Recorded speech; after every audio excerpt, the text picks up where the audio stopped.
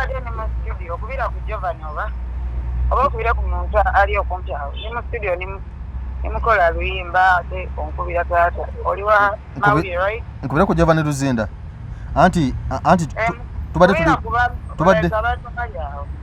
tuli kumpe obutereevu twakwogera naawe bane mugamba ki bannange kakati wano waliwo omwami bamutahira Tibeta omumanyi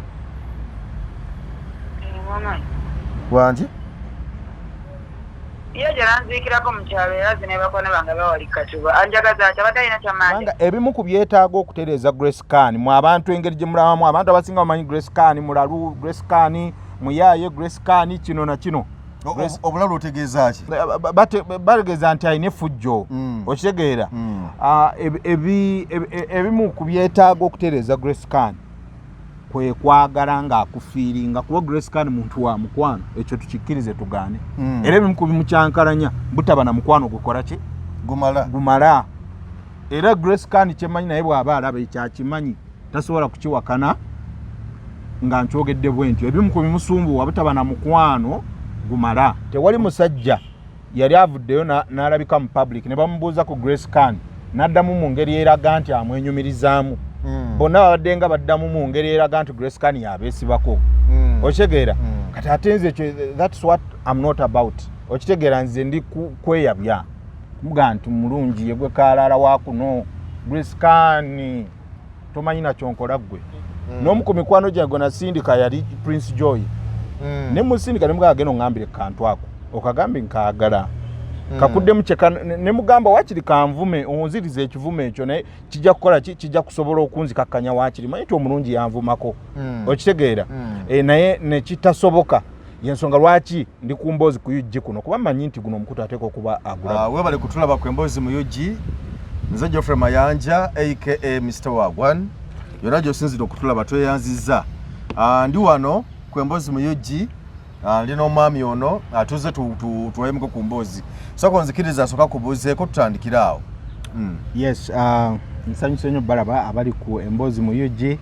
abagoberezi ba mwami Geoffrey Mayanja mwebale nnyo okubeerako mwebale kuwagira mwebale kulaba musubscribing mukole buli kimu okulanga emboozi mu UG eyongera ate okusaasaanira eggwanga lyonna amanya n'eddoboozi nze Hila Tibeta awo muyimbi wo watukoye ekyennyanja wookutte tokaaba kati ate waliwo n'akapya bakayita bukozesa n'ennyimba endala nnyingi nze omu ku bayimbi abasembye okujja naddala mu music ono gwe mwakazaako erya band music naye nga ffe tumuyita afrobeat esebo nakulabako abo wawandika ebbaluwa ndogiteeka ku mutimbagano ekiseera kiyiseewo era n'osigala ng'olemeddeko nga gw'ogamba nti weegwanyiza omukyala Grace Can obuvumu obujjawa kubanga tukiriza nti omuntu bw'asima omuntu n'amwagala amutuukirira namunyonyola ensonga ze mukyama nakkiriza bwakkiriza ne mweraba awo musalawo gamba nti kati katukuteeke ku mutimbagano oba nedda lwaki wasalawo okukozesa ekkuba eryo okugamba nti nno kowandiikewo teeke ku mutimbagano nga bw'omwetaaga yakubula wamunonya n'akubula yakugaana okuga tukuteeke ku mutimbagano obuzibu buki anti kakati Grace Can muntu ali public figure kakati bw'oba omwagala n'abawagizi be n'ebimukwatako byonna kyangu nnyo okwagala Grace Can abawagizi be ne bamukulemesa bwe baba tebakisiimye ne bamukulemesa n'otuuka n'owanika n'ogakanjibeko nze kyenva n'agenda publicly mukwane lumu n'abawagizi be banzikirize lumu so ensonga lwaki ebbaluwa nagiteeka public okitegedde kubanga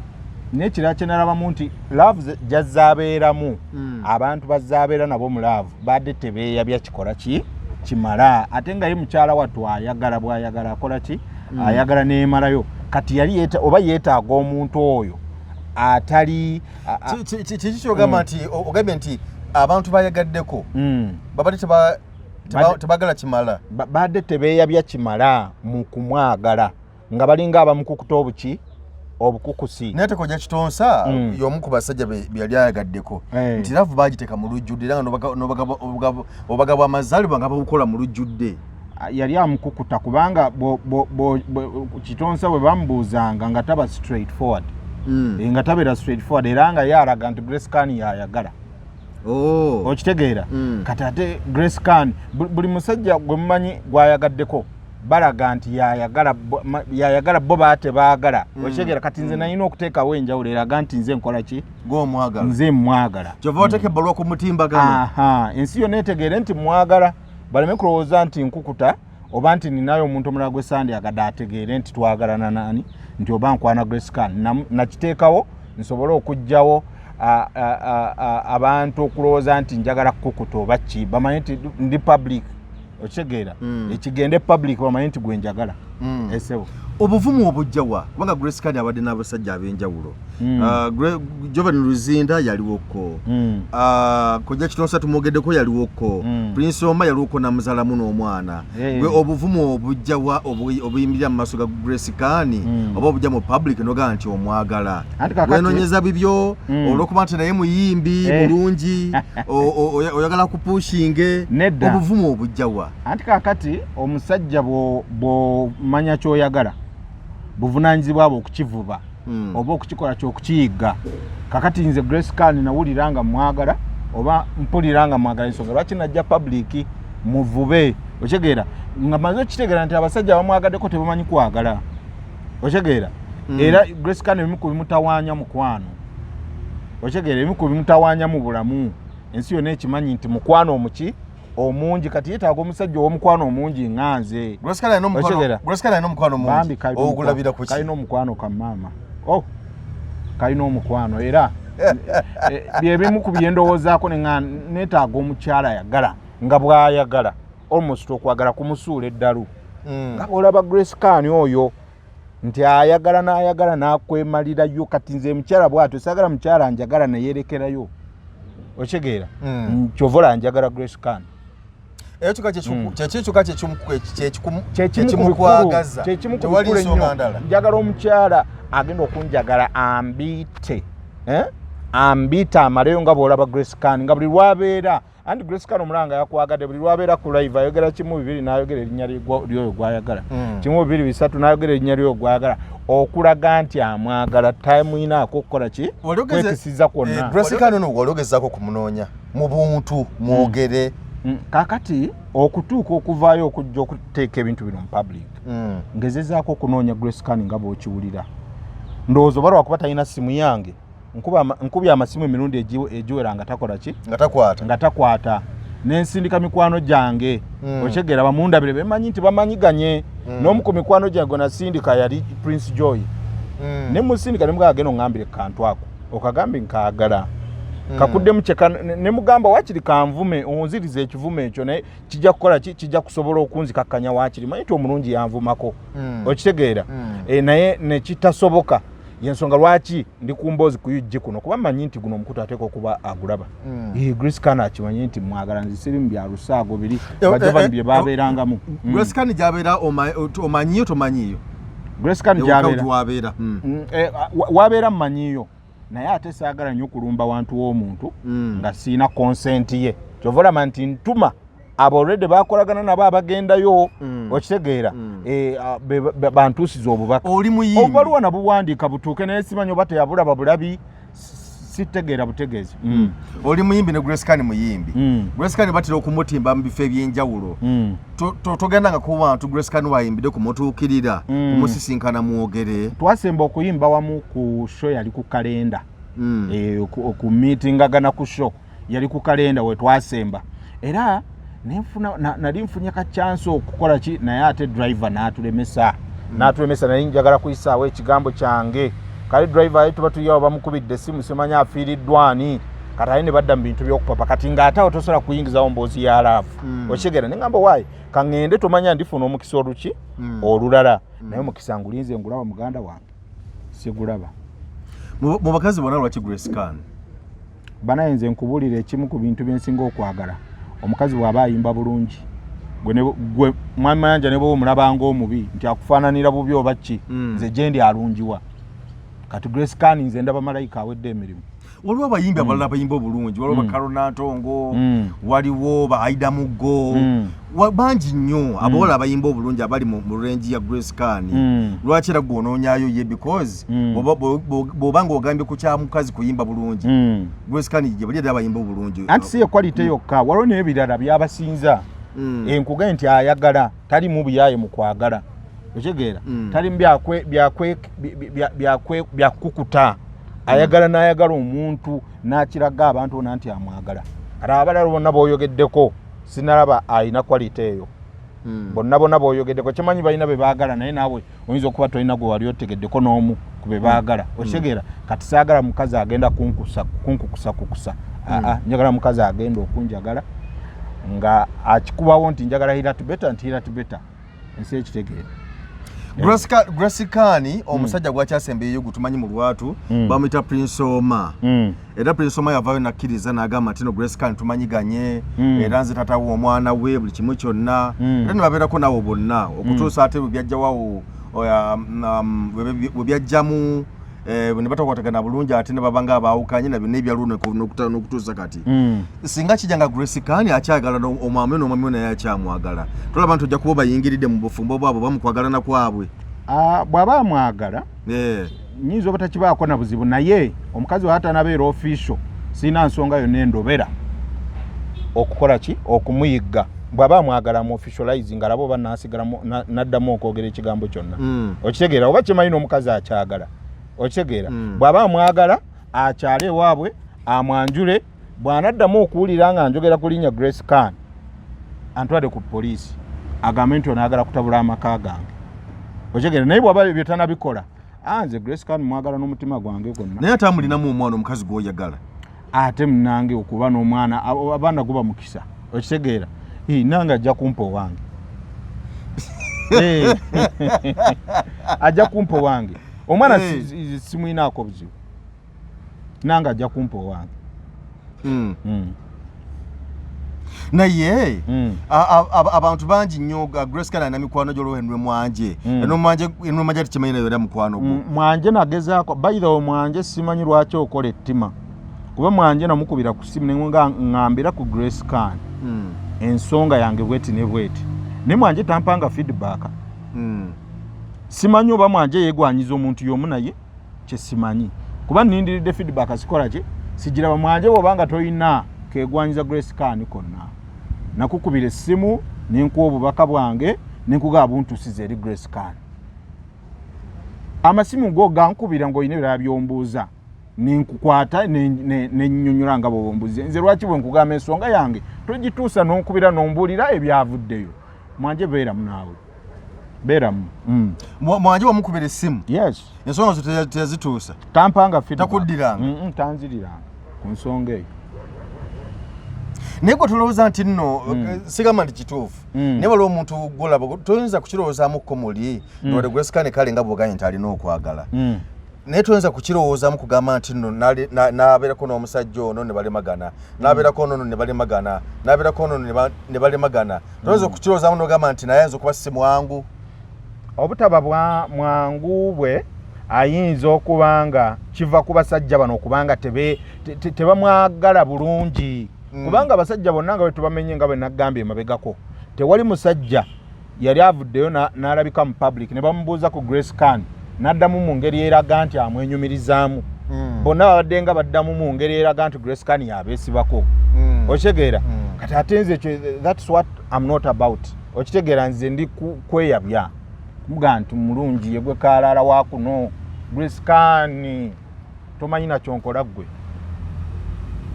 va ku bantu abalaga nti gwokola ki gwobeesibako era tibeta wendiwa okitegeera nze njagala ggwe nkwagala bwogu bw'omukyovu olaba ensinze sitidde nsi kukimanyi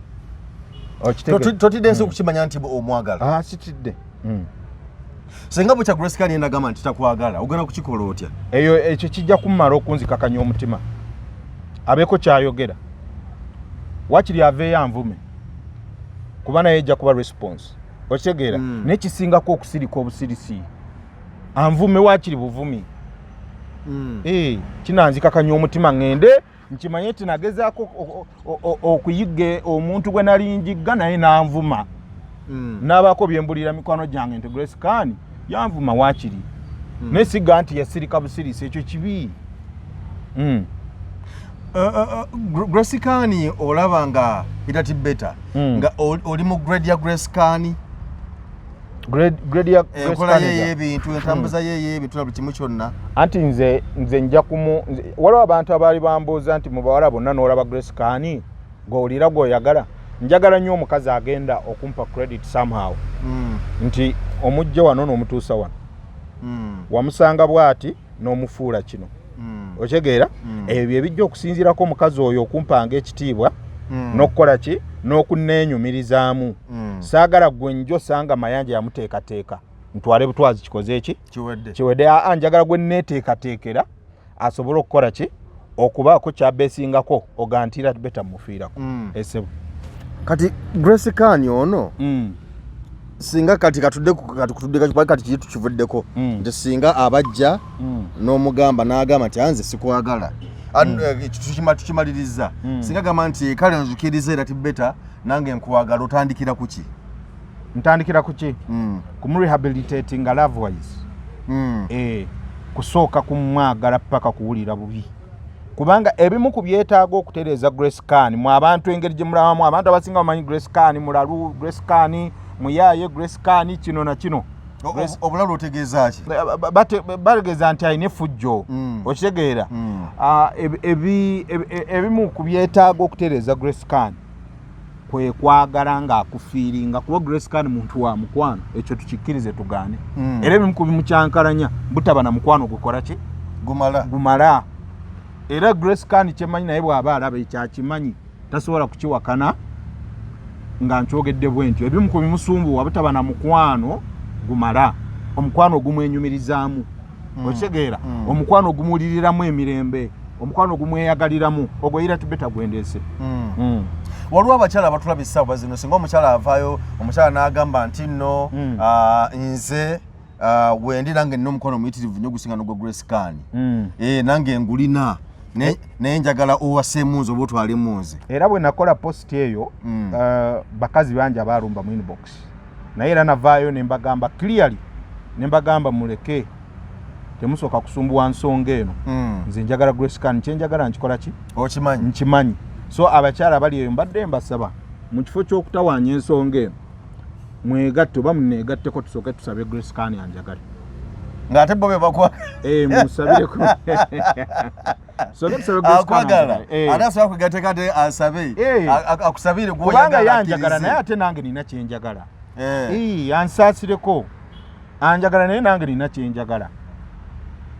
ate saagala kukola bya kiyaaye mbagattegatte nkyokanga omutima guli ku Grace Khan okitegeera so bandeke nsooke omutima gufune kye gwagala bo baneeyogerako oluvannyuma okitegeera naye kyesiwa nti oba kinaaba kikyasoboka kuba siteeseteese kwenda ku Grace Khan siteeseteese kumugattika kuba kali akantu kalungi banaye nkubulire mwami Mayanja Grace Khan mulungi wa nnyo ebifaananyi by'ennaku zino byata obiraba ati gwe Grace Khan oyinza okwomanyiwa 223 tuli 224 mwami Mayanja ennaku zino ebifaananyi byata obimanyi ebifaananyi bye byakusikiriza okujja okumwagala nze naddira n'ekifaananyi kya Grace Khan nekitwala nenkiwa bano abakola frames ezo ne bakiframinga mu nyumba yange bw'otuuka booti kyekikwaniriza bepa era ye surprise gye njagala asoogereko okulaba bw'abazza okundabako. Oba Grace Khan omunoonyako ssente waliwo eyambuuza because abavubuka ennaku zino abamu bapimapima nti nono omukazi anamu kasente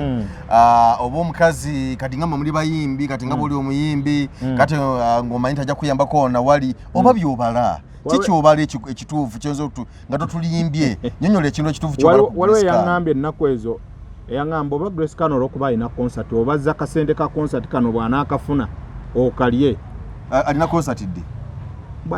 alina concert awo nga 28 oba eri ku climax era nja kusaba eri ku climax era nja kusaba abantu bagende bamuwagire bambi mugende muwagire hani wange tomanya bw'anaafuna akasente ajja kutwanguyizaamu okitegeera mugende mukawagire akantu ako bannaye ate naye nja kujja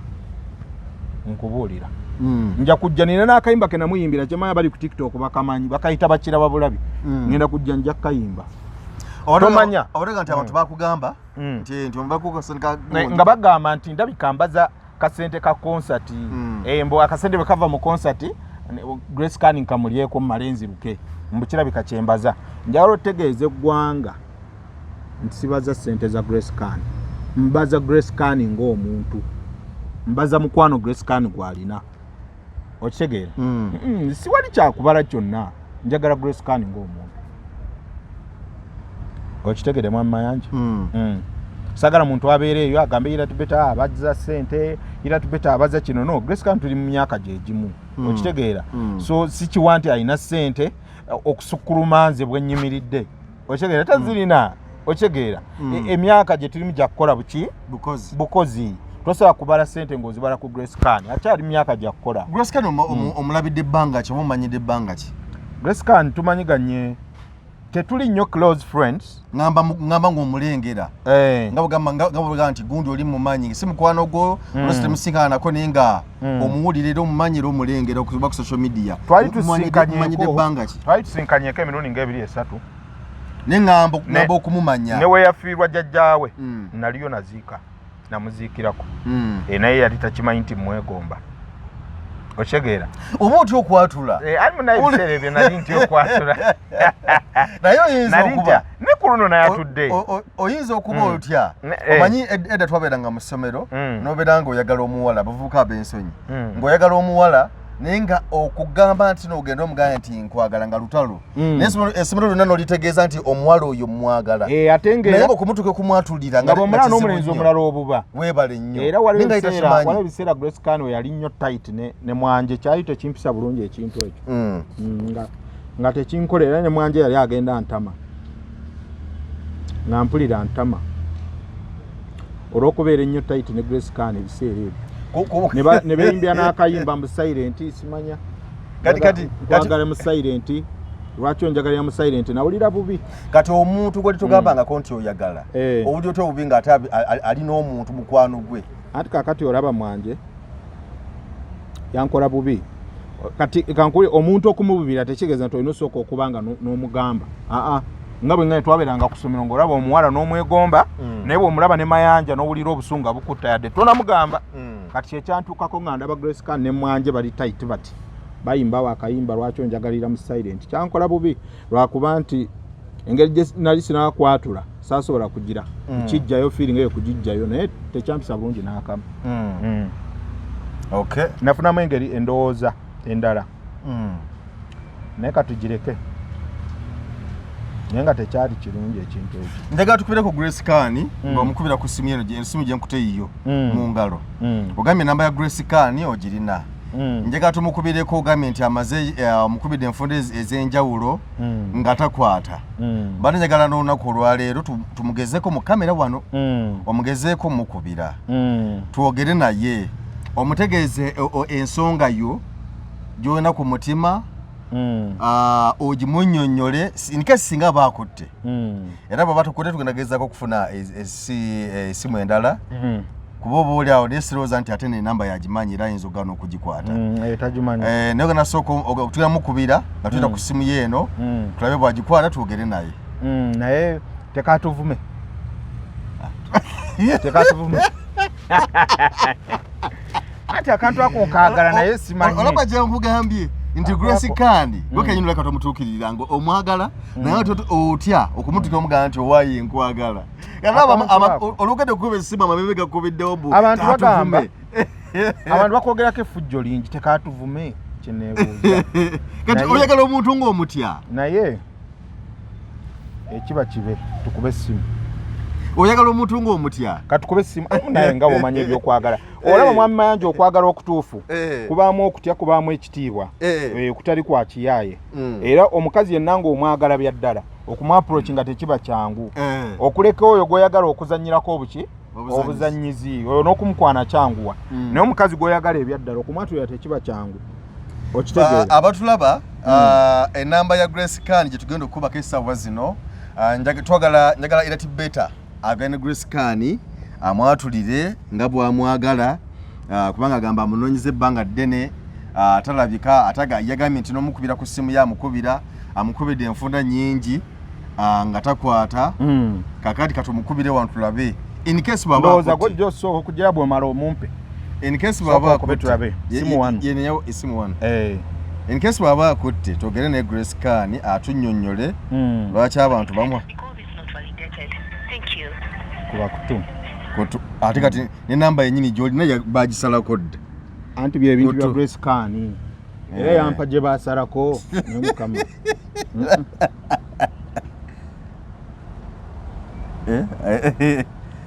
tulabe line please wait ilikuwa another line Grace Khan alikuwa another line customer you're calling is on another Grace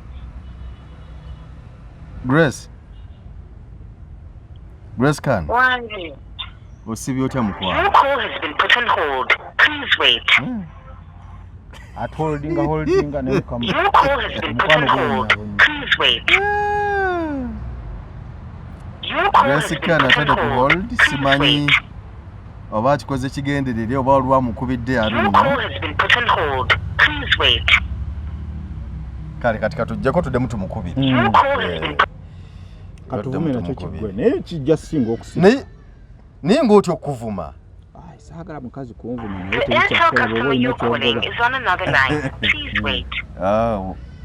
ali ndoza alina amukubidde ensonga agenza okulaba nga abagala omumusaba obufumbo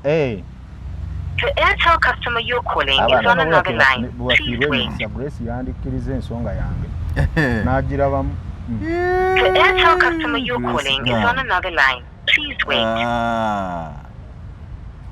kale tugenda kumuddira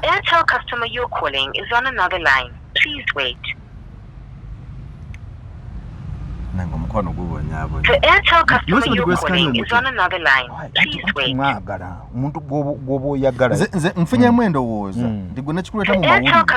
mawulire otya okumutuukirira anti njagala ngenda omutuukako nga kagonda dda omugonzeza amawulire nange mbala ogenda tutuukanga evuddeko buvi kale tugenda kumuddira fe tugira tunyumya tugenda kumuddira atubuulire lwaki alumya banne okukira ku ekyo ate n'ensonga yange yagiraba kubanga n'okukomentinga yakomentinga gwebateeka ku social media naye Grace Khan yeefudde nampulirazi okitegeera yagiraba tasaaga nti yagiraba yakomentinga nakaawo nansekereramu kaawo naye neŋŋamba waakiriko waakiri asese omulungi bw'aseka anyuma okitegeera Grace Khan mukyala mulokole yalokoka gwoli wa ddiini ki ate kakati mu bulokole nze namusookayo tugera amazima era tibeta amazima gennyini mu bulokole nze namusookayo nze nalokoka ne musiniya yakubiri oli mulokole nnyo Grace Khan akaloko katanaweza siwa bbanga ddene nga alokose awo nja kwongera lwaki tonoonyeza okubalaba omukyaki eyo eriyo obuwala abalungi mu kyaki eyo andi munaye ekyagazi omubi omulungi takimanya nze mpulira omutima gufiira ku Grace Khan amazima gennyini abawala bangi abaneepikira bajja mu simu mu inbox mu kimu naye njagala Grace Khan gwe njagala ate omutima tosobola gukaka kye gutaagala ojja kwekanga obufumbo tebuli okitegeera ng'omukwano tegutambula bulungi olw'okuba nti ekintu okyekaka okay Grace osiibye otya eyo yendigyebaleko hala nze waswa nze waswa nkolera credit eri Masaka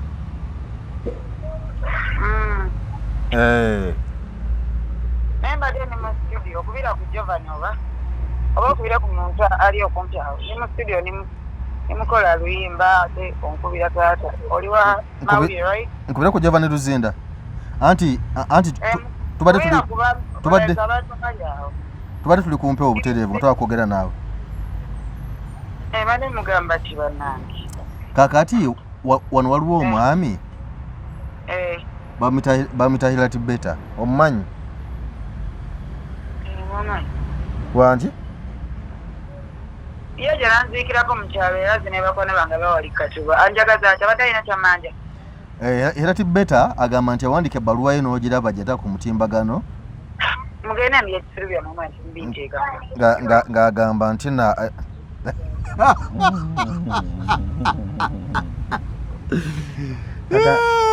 agambye atya kani ng'ajoga mubadde weeraliikiridde ng'ajeita agambye tukubire ku Jovan Luzinda tukubire Musanje tusabe Jovan olukusa okumwagala mutwogereko nawe ye manager w'ennaku zino ne bannange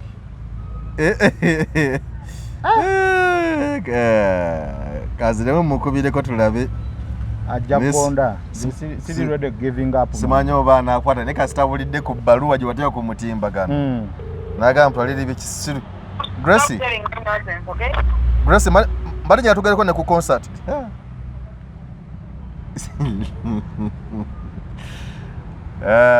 Grace Khan tumuveeko atabusi kati ogenda kukola otya muvaako bino bebimu andi kakati kana akabonero kalaga takwagala ate buli ayagala abeera omuntu ofuba okulanga bakwagala bwavunanyizibwa okulanga bakola ki bakwagala nze sitidde ngenda kuvuga paka lwanjagala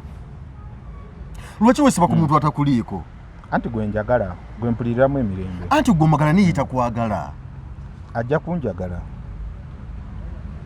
tanafuna chance kumanya birungi bindimu anti kakati Grace kandi baso okukya ku macha ate wanagifuna mujja mulabira mu mawulire ngate yakaba yanyiziira n'omukwano anti kati busobola okukya ku macha Grace kandi nakuwabira omusango agenda mpabire bwebanga okwagala bakuvunaana omuntu kwagala bali bakuvunaanya kubanga ekisokera ddala kati yalaze wono bwe twogedde naye alaga nti no goleko mwesibako bwesibi kubanga singa ogukenyino tugambye nti nebbaluwayo ebbaluwayo gyoteeka ku mutimbagano yagiraba ate nekenyini bwe tumubuuzizza alaze nti agimanyiiko wadde togedde mu bulambu okufuna alaze nti agikoze eki nagamba nsagala nosensi wammwe okitegeera kitegeeza okwagala kwe bayita nosensi kitegeeza nti omwesibako naye nga ate omuntu bw'oba omwagala yitali interested ayagala alina okwesibako otegeera gwe baagala gwe balina okwesibako kati nze njagala Grace Khan nina omwesibako okitegeera naye bw'ali banjagala ali nesibako naye kati taani yange yakumwesibako okitegeera naye gwe tokirowooza nka otali muvubuka mulungi okutuuka okwesiba ku muntu ate omulungi yeetaba ne gwayagala kubanga nze ekinewuunyisa omuvubuka nga gwe alabika obulungi omuvubuka omugogofu omuvubuka tolabika bubi naye nebwesiba ku muntu atakwagala wuliriza oba mulungi oba mubi omutima omutima tebagusalirawo ogwange gugamba omu Grace Khan okitegeera gwe gwogera era ndirwedde okuvuga paka Grace Khan lwakola ki lwanjagala bwana batakwagadde olugenda obugambo nonsense bikyo wala bwe basooka batyo mwami mayanja bwe batyo basooka muwala si mulenzi okitegeera si musajja ate omuwala naye ajja amangu ayinza obutaba mwangu taba mulungi kati ate nze ebyo ebimunjagaza nandi kati ekyo kiraga nti Grace Khan alina omuntu alina abantu be bayagala olidde akyogerako talina kyayogera kubanga era bwe twogedde naye agambye nti nno ndi bize ndi musudio ndakola luyimba naye mukubire ku Jovan Luzina tejuka Jovan Luzina twamwogeddeko ye musajja omu ku basajja bwe basooka okumwagaza oba bwe basooka okweyagala Jovan alabika mpozi Jovan ayagala kunkwata mu liiso alabika ate yakwata omusajja abadde mu kintu kyabwe kyali kyaggalawo dda ate Jovan akimanyi nti Grace Khan muyinako crash okitegeera kati simanyawo kyemmanyi naye alabika okusinya bw'ayogedde tayogedde ku Jovan ng'omwagalwawe wabula amwogedde oba oliawo mu ngeri ya bizinesi oba manager oba ki kubanga ennaku ezo Grace Khan abadde akolerako mu Sauti Band okitegeera adde akolerako mu Sauti Band ya Jovan babadde bakolako bonna nga ayimbira kakati ayinza okubanga akyogedde ku ground ya business Jovan tasobola kundivula kuba yakivaamu dda naye nga ndaba oli ku byoya byanswa si byoya byanswa omukazi omulungi yena alina osooka neematiramu byebikwongera omutima gwo kyekugamba ate kati awo nyongedde n'omwagala nyongedde n'omufiirako kuba sitegeeza si mwangu wakumala gatwalatwala okitegeera naye otegeera bulungi ntegeera bulungi nnyo ge mazima unansonyi okubuuza omukazi w'okwanguwa bw'atyo ntanyuma ate naawe okimanyi tuli basajja tetwagala nnyo bakazi banguwa mangu era akagambo n'osensinze kannyumidde sijja kukulinda kubanga kisokedde nze kyendabye omuntu gw'oyagala ogamba ebigambo byo omutya okitegeera oli muyimbi wuliriza nze okuviira twatandikidde ddala emboozi eno nze nakirabye era wansigidde ekifaananyi wali twakinsigidde mbulambulukufu naye byozonyumya ekifaananyi kye najjeemu nti omukyalo ono omutya because ekisokera ddala oli muyimbi naye muyimbi naye kenyini akyogedde ono mwagenda okuziika wagenda n'emikwano gyo kumuziikirako akijjukira na bulungi nnyo ne mumuziikirako ne mukomawo tewali kye wamunyega wangambye wamusangako ku shaawo era tewali kye wamunyega abeera ku shows ez'enjawulo togenda ngayo munoonye gamba nti ngende munoonye njogere naye munyonyola ensonga zange tewali na kimu anti kakati naye osalawo bakakubisa ku mutimbagano na ku social media anti kakati abantu bonna abatula bakimanyi ni bwabanga olina omuntu gw'oyagala waliwo respect ebaawo respect ebeera mixed with fear okitegeera okwagala okutuufa okutali kwa kiyaaye respect eba mixed with fear eri abakyala so si eri abasajja apaana eri omusajja eri omukazi gw'ayagala okumulumba tekiba kyangu osiba busibu mutima n'ogamba omanyi ekiba kibe kati kanumbe okitegeera nganze bwe nasazeewo kati era ebbanga lyonna mbadde mulaba nga sirina kyenjogera naye ku luno nasaba nenga makankole ki kanjatule era nze kakati nga okuddamu kwazzeemu nze manyi nti ye first step okitegeera first step kubanga tolowooza nti bwe tunaddamu sisinkana ajja kuba ndabanga bwe yali andaba emabega kale ajja kuba ndabanga omuntu gw'amanyi nti amwagala era bwe muyita ne muganga Grace Soko gye najja aba asuubira ebimu ku bigambo byenyiza okubanga ngenda omugamba aba abimanyi kati kitegeeza kiba kimpadde starting ground ennungi okitegeera so nze ndi ku mulamwa nze ekintu kyange ndaba kitambula tolowooza nti wetaaga okusabirwa okunkolako deliverance okusabira odde mu layini entuufu ate lwaki munsabira mwagala kunsabira munzijemu omukwano gwa Grace nammwe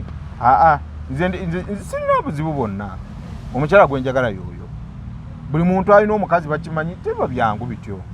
omala kumuyigga mukuyigga mubaamu ebiwonvu n'ebikko okitegeera naye omaliriza ensolo ogikutteko oluusi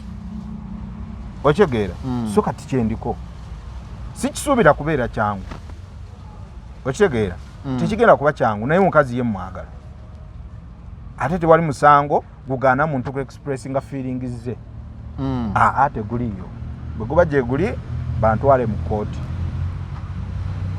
kubanga omuntu gwenye expressinga feelings for si mwana muto nti wa myaka 18 kudda wansi muntu mukulu okitegeera nze nina kugoba mupiira gwange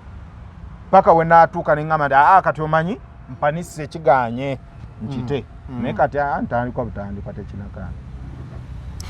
kikyozaako kyenzizaako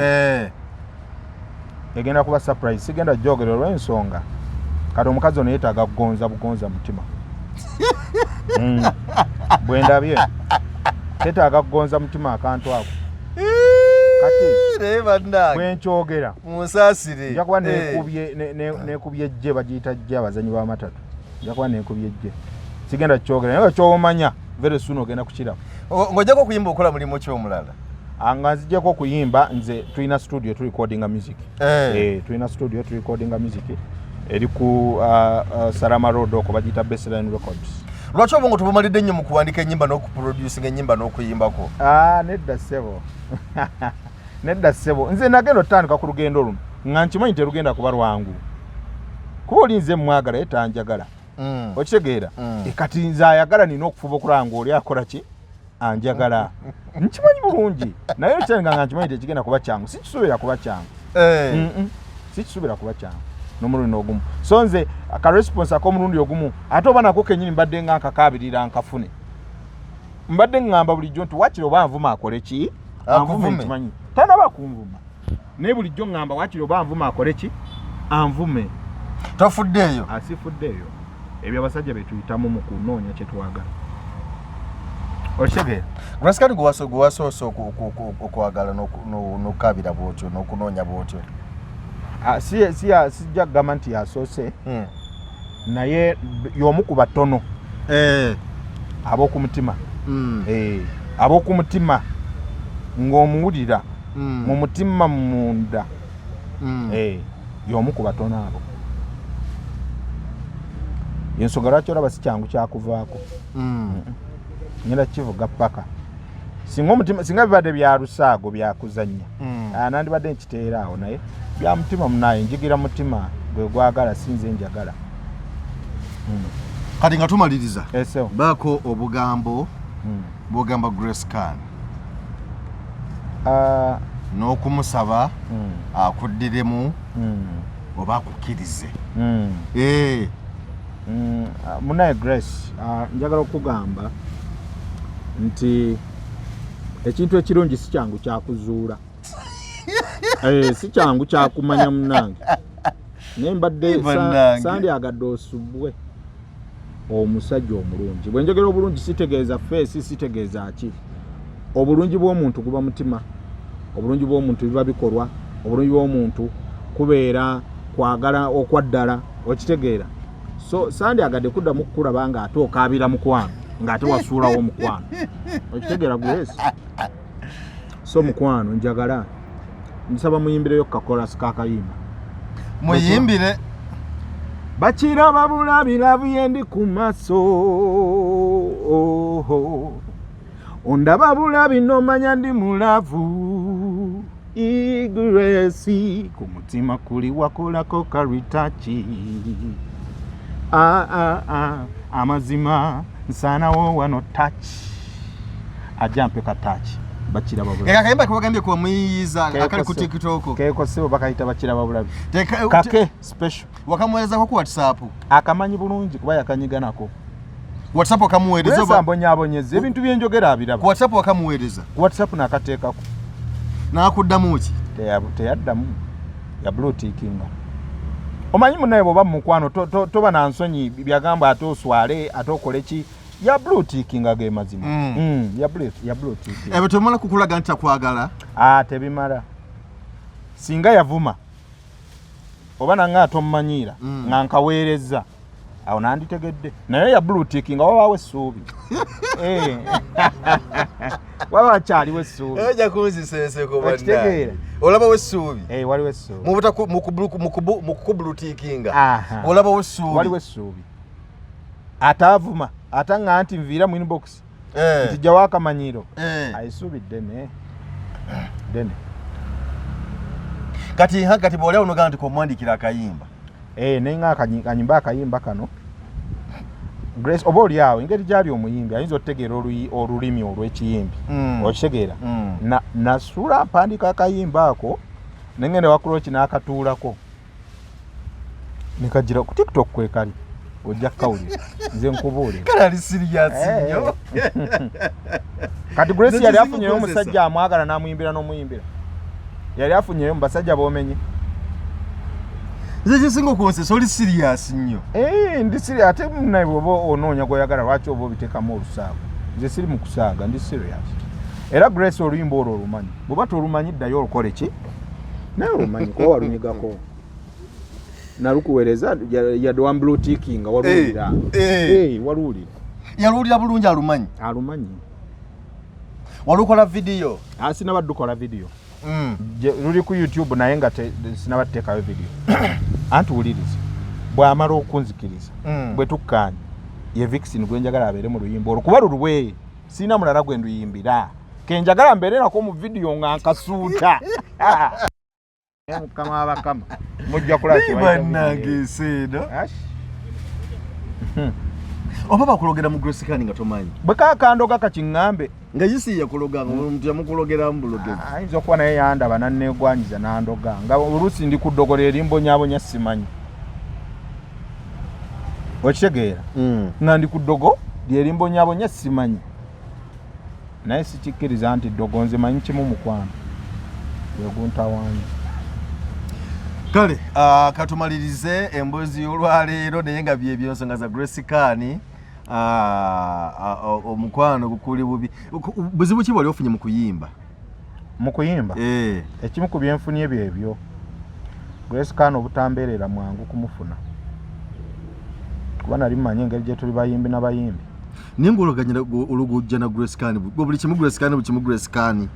andi ku mutwe goge mazima sola kyegaana era bimu ku bizibu byenfunye ezimu ku challenges zensanze mu kuyimba kubanga nze n'okuyimba ebimu ku byanyingiza okuyimba nze ntandise 2019 okuyimba awo ne tuyingira lockdown kati okwongera okunyikiza abadde nga tuvudde mu lockdown nali manyi nti erimu ku kkuba erigenda okunyanguyiriza okutuuka ku kantu ako ebyo bijuujulu mu maaso gammwe naye sikunze nze ekijuujulu Grace Khan kyona kikyo kyeru kirina entumbwe kaligo tonakirabikanga ekirina entumbwe kibobevu tonakirabikanga ekirina ebbina tekizaalangako kyana kito nikuli ku Grace Khan gw'osumba omukazi tolanga kiringa ekitazaalangako naye nze Grace Khan akinsingira emirundi nga 8 yadde nga bamuyita Mama Grana ku Mama Grana kwesibidde tovaawo nsibidde akawuzi kale kugamba kwa kusomezebwa kwa Grace Khan kozo tugamba mu ndongo ebimu ku bintu ebimu ku byempulira challenges zempulira zenkyasinza okufuna mu Grace Khan obutambeerera mangu mufuna kuba nali mmanyi engeri gyennyimba nga ye bwayimba kijja kwanguwa kuba ajja kuba ayagala koligi we naye akantu kazibuwadde wajja kuba ayagala koligi we kantu kazibuwadde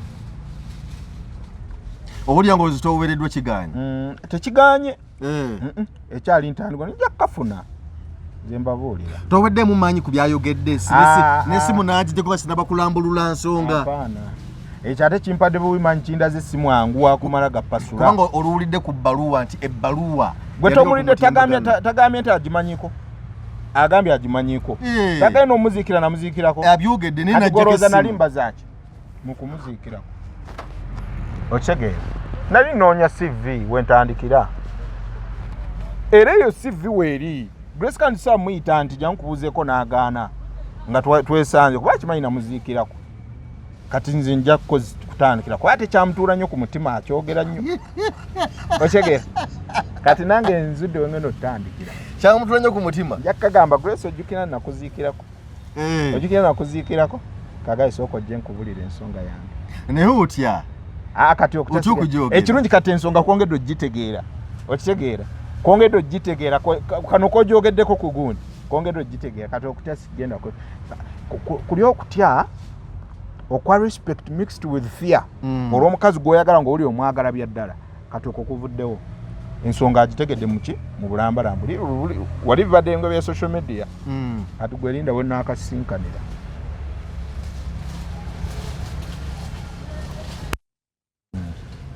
tweyanze genza Geoffrey Mayanja aka Mr. Wagwan kiriza tukuleke era tebera katumusabire naye ng'ekintu kya studde si kyangu nnyo n'akatono katumusabire akiguse katumusabire naye nga byebyo sisobodde kuyamba olw'ensonga wembadde njagala nkuyambire singa abadde akkiriza ne twogera naye takkiriza engeri gyabadde bize mu studio tujja kwogera nze nkimanyi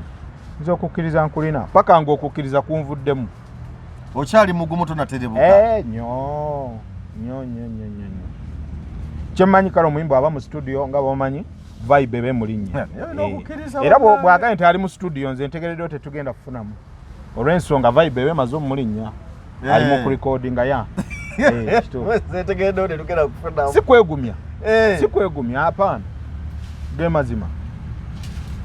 aka kantu tujja kukafuna mu mbeere bagumu naye kyenjo saba namwe abalaba mugezeeku bigambo byange bino mwongere okubisindika mu supu mubyongere mu supu mwongeremu omunnyo nsaba tumukwane fembi tujja mufuna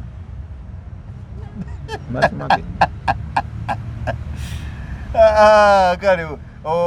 ogambye oli musajja muyimbi ennyimba zo omuntu azagala azifuna atya bagende ku YouTube ukozesa Hillat Beta nga spelling HILLAT BETA then ku Facebook buli wamu, ku TikTok, ku Twitter, ku Instagram, buli social media platform byonna bidyawo buli ku Grace Khan ebitivi biyita byonna bibyawo. Ekyolowooza nze obulungi bwakyo mbulaba. Oli kuba Grace Khan? Grace yanyiridde mmwe. Mulabika mmwe mumanyi Grace wa 2 TikTok, Instagram wonna okozesa Hilat Better? Nkozesa Hilat Better. Buli wamu banoonye Hilat Better enyimba gye ziri. Nina n'olimba olupya baluyita bakukozesa bukozesa. Kugamba Grace Khan oyagala mukozesa bukozesa? Bambi saagala mukozesa bukozesa olw'ensonga wenayimbidde ku kintu ekyo. Oyagala gwe ojje muyimba bamufune kolabo gw'omala oyitemu odduka ogende? No.